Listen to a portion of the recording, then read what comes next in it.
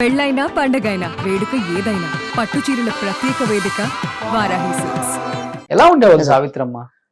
సినిమాలో చూపించినట్లుగానే ఉండేవాళ్ళ, లేకపోతే real life లో సావిత్రమ్మని చూసిన వాళ్ళు కళ్ళకు కట్టినట్టు చెప్తారు కాబట్టి సావిత్రమ్మ జీవితంలో మీరు చూసిందంటే ఏమని చెప్తారు?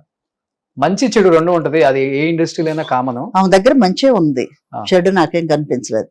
ఆ చెడు అనేది వాళ్ళ దృష్టిని బట్టి ఆవిడ తాగుతారు అనేది అది చెడుగా నేను అనుకోలేదు. ఆవిడ ఏ పరిస్థితుల్లో అలా అయ్యారు మనకు తెలియదు, కానీ ఆమె దగ్గర ఉన్నాయన్నీ మంచి క్వాలిటీస్, మంచిగా మాట్లాడతారు, హెల్పింగ్ నేచర్. ఇప్పటి వరకు ఎవరికి తెలియదు. ఒకసారి నేను ట్రైన్లో వస్తూ ఉన్నాను, విజయవాడ నుంచి నేను మా పెద్దమ్మ, నాతో ఎప్పుడు మా పెద్దమ్మ ఉండేవాళ్ళు అవుట్డోర్ షూటింగ్కి వెళ్తే, మేమిద్దరమే నైట్ టైం వస్తూ ఉన్నాము మెయిల్లో. ఒంగోలు వచ్చిన తర్వాత ఎవరో ఇద్దరు ఎక్కారు, 4th బర్త్ కంపార్ట్మెంట్ ఉంటుంది కదా, ఫస్ట్ క్లాస్. ఒక 2 బర్త్లో మేమిద్దరం ఉన్నాము, ఇంకో 2 బర్త్లో వేకెంట్. ఎవరో ఇద్దరు వ్యక్తులు వచ్చారు, టీటీఆర్ వచ్చి చూపించారు ఈ బర్త్ మీద అని చెప్పేసి. సరే నేను చూసాను, పడుకున్నాను. మళ్ళా ఎవరో వచ్చారు మనకెందుకు అని మళ్ళా వచ్చి టీటీఆర్ అమ్మా టికెట్ ఇవ్వండి అంటే, ఆమె చెప్తున్నారు మీ దగ్గర ఉందేమో టికెట్ తీసి ఇవ్వండి అంటుంది. ఆ వ్యక్తి ఎవరో తెలియదు నాకు. తీసి ఇవ్వండి అంటే, అయ్యో నా దగ్గర లేదమ్మా, వెనక కొడుకులు ఇవ్వంగా. ఎవరో ఏదో ఫంక్షన్ తీసుకెళ్లారామని గబగబా టికెట్ వాళ్ళ దగ్గర పెట్టుకున్నారు, మర్చిపోయారా ఏదో తెలియదు, మొత్తానికి ఇవ్వలేదు ఆమె చేతికి. టీటీఆర్ వచ్చేసి టికెట్ అడిగితే ఇద్దరు వెతుక్కుంటున్నారు. లేదంటే డబ్బు కట్టండి, లేదంటే నెక్స్ట్ స్టేషన్లో దిగాలి అంటున్నారు. వాయిస్ విని నేను సావిత్రమ్మ అని గుర్తుపట్టాను. ఓకే, అప్పటికి టాప్ హీరోయిన్ కదా. ఎవరు అమ్మా? అదే అప్పటికి తగ్గినాయి కదా పిక్చర్లు. లాస్ట్ స్టేజ్ లో నేను చెప్తున్నది సావిత్రమ్మ గొంతులా ఉందని లేచి పెద్ద లైట్ వేసి చూశాను. బెడ్ లైట్ లో ఉన్నది యాక్చువల్ గా.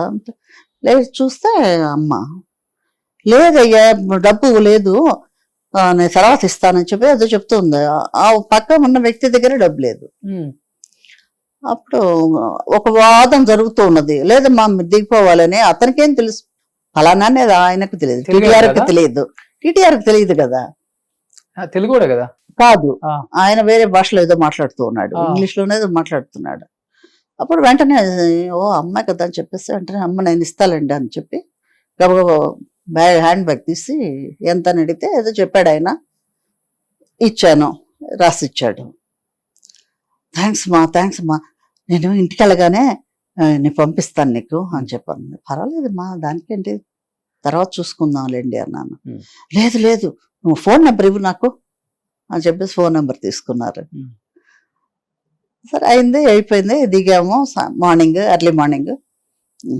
చాలా థ్యాంక్స్ అని చెప్పేసి స్టేషన్లో అలా చేసుకొని అయింది. వెళ్ళాము, ఆమె వెళ్ళారు, నేను ఇంటికి వచ్చాను. వెళ్ళిన సెకండ్ డే ఫోను, మా విజయమా నేను డ్రైవర్తో డబ్బు పంపిస్తున్నాను, ఇల్లు ఎక్కడో కరెక్ట్గా చెప్పు. బోగ్ రోడ్ అమ్మా, అయినా ఇప్పుడు ఏంటి అర్జెంటు, తర్వాత ఎదురుగానిలేండి. లేదమ్మా అలా కాదు, ఎంత ఏ టైంలో నువ్వు నాకు హెల్ప్ చేసావు, మర్చిపోగలను నిన్ను అని చెప్పేసి అన్నారనమాట. నాకే కళ్ళమని నీళ్ళు వచ్చినాయి ఆ మాట విని. అలాగే నెక్స్ట్ డ్రైవర్తో ఇచ్చి డబ్బు ఉంచుకోవాలని వింటాం. అవును చూడండి, అంత పీక్ లో ఉండి ఆ టైంకి ఆమెకు డబ్బులు, ఆమె దగ్గర డబ్బులే. అంటే ఆ తీసుకెళ్లిన వాళ్ళు ఎంత ఇర్రెస్పాన్సిబుల్ గా వాళ్ళు బిహేవ్ చేశారు కదా. టికెట్ ఇవ్వాలి కదా ఆమె చేతికి ఒంగోలు నుంచి. బట్ ఇప్పుడు మీ ఇద్దరి మధ్య బాండింగ్ అలాంటిది కాబట్టి మిమ్మల్ని మర్చిపోరు లైఫ్ లో. మర్చిపోలేదు. తర్వాత రోజులు ఎలా ఉండేది మీ ఇద్దరి మధ్య ఫ్రెండ్షిప్ కానీ, వెళ్ళి చూడటం కానీ, అంటే అలాంటి పరిస్థితి? నేను ఆమె పోయిన రోజు నేను ఉడిపిలో ఉన్నానండి, వర్క్ కన్నడ పిక్చర్ షూటింగ్ లో ఉన్నాను. మార్నింగ్ ఎవరో చెప్పారనమాట వచ్చి, ఇలా సావిత్రి గారు పోయారని చెప్పేసి. అంతే, చాలా అప్సెట్ అయ్యాను. ఏం చేస్తాం, మళ్ళా అనిపించింది చిచి ఇంకా ఉండే ఆమె సఫర్ అవ్వకూడదు, ఇదే కరెక్ట్ కదా. ఇంకా చాలా సఫర్ అయ్యారట. ఆ టైంలో నేను చూడలేకపోయాను, వెళ్ళలేదు, ఆమె చూడలేదు. నేను చూడలేననే వెళ్ళలేదు. అంటే చూసి వచ్చిన వాళ్ళు ఏం చెప్పారు ఏంటంటే, చూసి వచ్చిన వాళ్ళు అంటున్నారు అన్నానగర్ లో ఉన్నారు, చాలా దీనస్థితిలో ఉన్నారు, అలా ఉన్నారు, ఇలా ఉన్నారు. కొంతమంది అంటాం లేదు ఆయన కేర్ తీసుకొని అన్ని చేస్తున్నారు, జమిని గారు అని కొంతమంది చెప్పటం. సో అలా జరిగి అనిపించింది ఎవరైనా సరే కష్టపడుతూ అలా ఉండకూడదు, వెళ్ళిపోవటం సుఖం. ఓకే. కానీ మీ టైంలో ఉన్న హీరోయిన్స్ చాలా మంది, హీరోయిన్సే కాదు క్యారెక్టర్స్ చేసిన వాళ్ళు కూడా ఆడవాళ్ళు ముఖ్యంగా ఆ టైంలో బాగా బిజీగా ఉండి, అండ్ ఎట్లా అంటే కనీసం అన్నం తినడానికి కూడా టైం ఉండదు, అన్ని కాల్ షీట్ అవును అవును అంత బిజీగా ఉండేవాళ్ళు. ఎవరి మీదో ఆధారపడి ఉంటారు, రెమ్యునరేషన్ ఎంత ఇస్తారో తెలియదు, ఎవడో చూసుకుంటాడు, బావు అక్కో తమ్ముడు ఎవరో ఒకళ్ళు.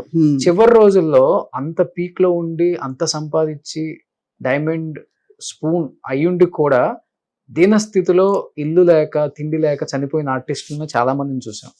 ఎందుకు ఆ పరిస్థితి అంటే ఒక్కొక్కరు ఒక్కొక్కలా చెప్తారు, మీకేమనిపించింది మీ కంటితో చూస్తే? ఏమనుకుంటామండి, ఏమంటానికి వాళ్ళ పరిస్థితి ఏమిటో మనకు తెలియదు.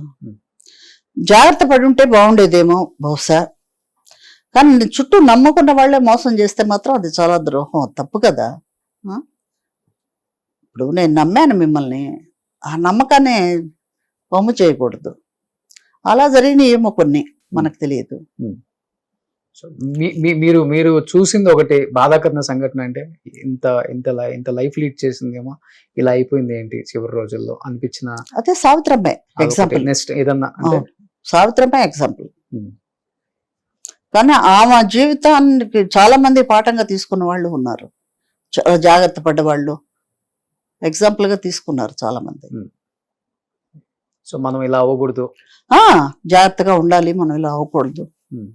మరి అసలు అంత పీక్ లో ఉన్నామా, అలా అవటం అనేది మరి ఏమనుకోవాలి. అజాగ్రత్త, కర్మనే నమ్మాలి తప్పదు, బట్ ఏదనేది మనకు తెలియదు. ఆమె విషయంలో చాలా మంది ద్రోహం చేశారు, ఆమెకి నమ్ముకున్న వాళ్ళు చాలా మంది ద్రోహం చేశారు. పిచ్చిగా నమ్మేస్తారు, అమ్మ కాసేపు పరిచయం ఎందునుకోండి పిచ్చిగా నమ్మేస్తారు. అదే ఆ వీక్నెస్ ఆమెకి, ఆ మంచితనాన్ని వాళ్ళు వేరేగా తీసుకున్నారా. సుమన్ టీవీలో మీ పర్సనల్ అండ్ బిజినెస్ ప్రమోషన్స్ కోసం కింది నెంబర్కి కాంటాక్ట్ చేయండి.